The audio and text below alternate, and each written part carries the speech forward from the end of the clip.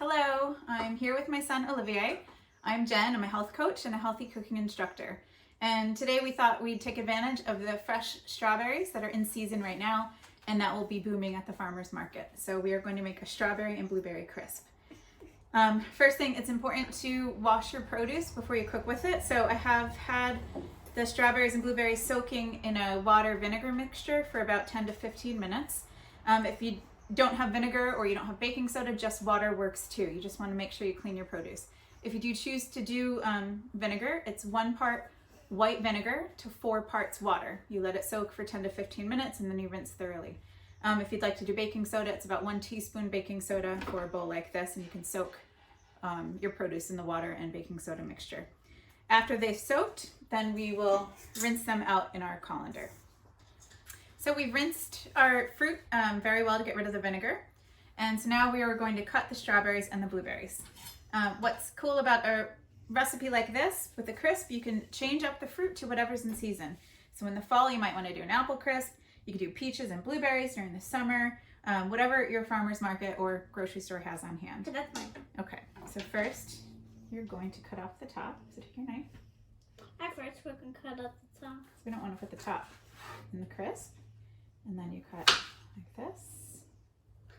I know. Cut like this. So we've cut it into 4 bite-sized pieces. And then when you cut your fruit, you can put it in the bowl there. So we will do that until we have, how many? We need 4 cups diced strawberries. So you can cut them smaller if you like, but this is the size we like. And then we will have 2 cups of blueberries. Okay. So we have 4 cups strawberries and 2 cups blueberries, and Olivier's gonna mix. Can you mix the fruit? Hold that with one hand and hold the bowl with the other hand. Right.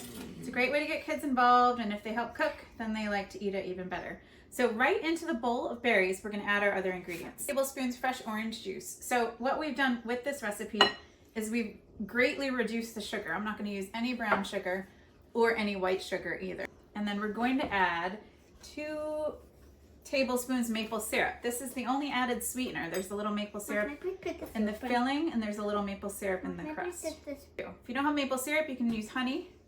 That would work too. So just a comparison between this and a regular store-bought or regular full-calorie crisp. This crisp today that we're making, 1 serving, a half a cup, has 15 grams of sugar. A regular crisp without the reduced sugar has 30 grams of sugar. So by just eliminating all the refined sugars, we're reducing the sugar in half, from 30 grams to 15, which is huge. Okay, in here also we're going to add, I'm going to use arrowroot powder, but you can use cornstarch, anything that will help bind together the fruit. And if you don't have arrowroot powder or cornstarch, flour would work too. You just want something to thicken up the filling. And then last, we're going to add into the filling vanilla, 1 teaspoon, but this is all to taste. If you want more vanilla, add more vanilla. There will also be some in the crust too. Good. And we'll give that a stir. Want to stir? So stir all of your ingredients together for the filling. Oh, it smells so good. It does smell good, right? I I can smell it. So once you get everything all stirred around and mixed in, you're going to dump it into an 8x8 baking dish, or any size you have, really. You do not need to pre-grease it. Since there's no bottom crust, nothing's going to stick. It's just the fruit. And since we're not using a bottom crust like a pie, we're also reducing calories that way as well. So dump all your fruit in the dish like that and spread it around nice and even. You want to spread it around? All right, get it in all the corners. And we'll set that aside. I've also preheated the oven to 375, so while everything else is going. Now we'll make our topping, which is also pretty quick and easy. We're using oats. The benefit of oats is they're full of fiber and protein, they help reduce cholesterol. What about that stuff? And they help you feel full for longer, so you eat less in the long run. So we're going to add 1.5 cup oats. So here. Can I please do that? Yep. Dump it. And in with the oats, we are going to add, I'm going to be using oat flour. Just because I like the oat flour, all I do is just put the oats like they are here in the blender and it becomes oat flour. But you can use any flour you like. It's best to use something that's a whole grain, like a whole wheat flour or buckwheat flour, oat flour, even almond flour. Can I just put that on? Yep. Put that in. Okay.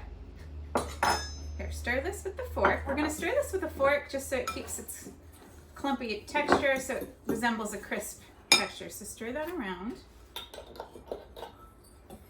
For our sweetener, we're going to add do that. some additional maple syrup instead of brown sugar or white sugar. So we want 3 tablespoons. So I played around with it just to figure out how little sugar we could go with it still tasting good. So 3 tablespoons seem to be the magic number. Oh, but that looks good. it does look good, right? All right, keep stirring. 1 teaspoon cinnamon. Again, up to you. If you don't like cinnamon, don't use it. So we will be adding 1 teaspoon cinnamon. Okay, and then last, I'm going to use melted coconut oil, but you can use butter also. We just, if you want to keep it dairy-free, use oil. And if you want to use the dairy, use butter. So stir that really good, like this. And you just mix it around with a fork. Yeah. That's how you do it.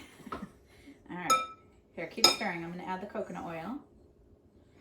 And if it seems too dry, you can always add more oil or butter. You want to hold on to the bowl with one hand while you stir it with the other hand. Good. It's taking on the resemblance of a traditional crisp topping. Some other fun facts about this healthier crisp. A normal crisp will have 300 calories for half a cup portion. 300. This crisp for half a cup portion has 145 calories. So that's half the difference, which is amazing because this is really, you don't have to feel guilt about eating this. It's loaded with fruit and it's loaded with fiber, and it's a pretty healthy way to have a nice snack. I would say you could probably even get away with this for breakfast, right? So once you get your topping, we're gonna pour it onto the crisp. I'm gonna help scoop it out. So why don't I scoop and you can spread it. Okay. You're gonna spread it out so it gets. Why is the top? Because it's a crisp topping, right? That's what makes it different than a pie. So pies are wonderful, I love pies. But pies are a little bit more of a splurge because they have the bottom crust, they have the top crust, it's usually full of butter and sugar. So this is a nice way to have dessert without it actually being as rich and guilty as a dessert. This dry? Right? How healthy is it? It's very healthy. Okay, spread out your topping. So now we have our crumbled topping all over our fruit, and we will place it in the oven at 375 for 30 minutes. If you want a crisper crust, you can put it under the broiler for an additional 1 minute at the end. Okay, so I just removed the crisp from the oven. We let it sit for about 10 minutes just so it's not so piping hot, and now we will cut into it and see how it tastes. I did end up just broiling it just for an additional minute just to get it a little crisp on top. And Olivia will be the taste tester. But look at all those awesome strawberries and blueberries falling out with all those old-fashioned oats. It smells so good. All right, check it first. Make sure it's not too hot. And dig in. No, it feels good. Take a taste. Let me know what you think. Look at all these like awesome juices running out too. What juices? In here, it smells so good. For the full recipe, click the link below. And don't forget to check out the Danbury Farmers Market on Fridays from 10 to 2. It starts. This is the best! It starts June 19th at the Danbury Railway Museum. You can go to the Danbury Farmers Market Facebook page or their website. Thank you for watching.